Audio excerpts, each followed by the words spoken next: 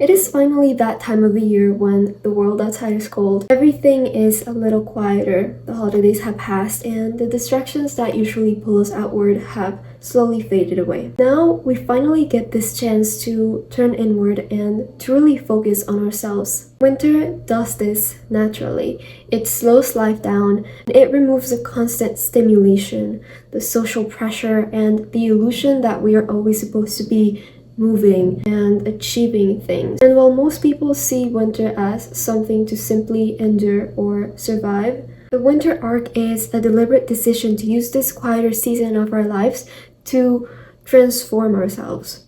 This is where the idea of a winter arc comes in. Think of it as your personal storyline where you get to be the main character, focusing on leveling up in many ways that might be harder to do during the busy parts of the year. And here's the thing, growth often happens when we are a little uncomfortable. And winter, with it being cold and quiet, it naturally nudges us out of our comfort zone. And this is a good thing because when you are experiencing a little bit of discomfort, it will be easier to take uncomfortable steps that will lead to real change. So essentially, we want to use this season as a launch pad for transformation. First of all, I want to remind you that leveling up is not about becoming better than other people. It is about becoming someone you can rely on. It is about closing the gap between who you know you could be and who you are showing up as every day. And I know so many of us feel frustrated because we know we are capable of more, but we're not living up to it. Winter naturally exposes this gap even more than any other season. And this is because all the distractions in your life disappear and you are left with yourself. You're left with your habits, your thoughts, your discipline, and the way you talk to yourself. And this is uncomfortable. But how we were already talking about this, it is so much easier to level up when there is already a baseline level of discomfort in your life.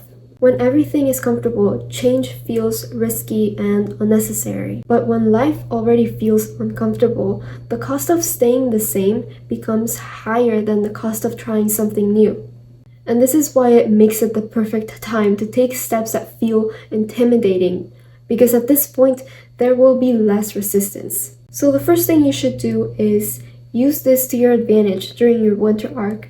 Learn to work with discomfort instead of running away from it. Do the things you don't like doing. Go to the gym even when you want to stay in bed.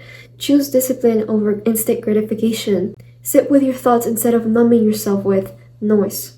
When you do this consistently, you begin to trust yourself. And self-trust is the foundation of confidence, magnetism, and self-respect. The next thing you need to develop during your winter arc is self-reliance. This is one of the most important lessons the winter teaches us. No one is coming to save you.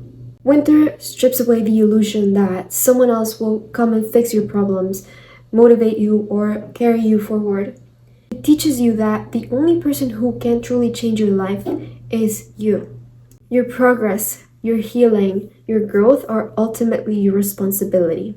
Even though somebody else caused you a trauma, some other situation in your life made you have this trauma, it is your responsibility to heal yourself. Self-reliance is your ability to keep moving forward even when no one is checking in on you, even when you are not constantly going out, being social, and getting all of this validation from outside of you. And the first step to develop this skill is to stop blaming your circumstances. Blaming your situation takes away your power. Every time you tell yourself that you cannot change because of something external, you're handing control of your life away to something outside of you. So take responsibility for everything that happens in your life. Refuse to give away your control.